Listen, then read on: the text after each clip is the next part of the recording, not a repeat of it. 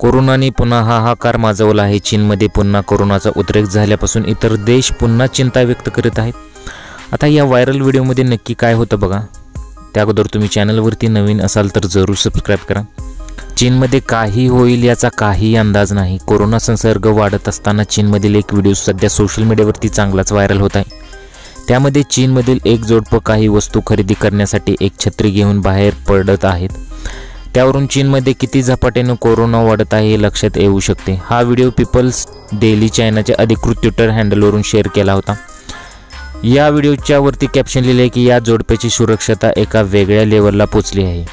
व्हिडिओमध्ये तुम्ही पहा की जोडपं काही सामान खरेदी करण्यासाठी बाहेर आलं आहे। त्यावेळी त्यांच्या हातात एक छत्री आहे। त्या छत्रीला पूर्णपणे संरक्षण देण्यात आलं आहे, त्यामुळे ती छत्री अधिक व्हायरल झाली आहे। तो व्हिडिओ चायनासह इतर देशात सुद्धा अधिक व्हायरल होत आहे।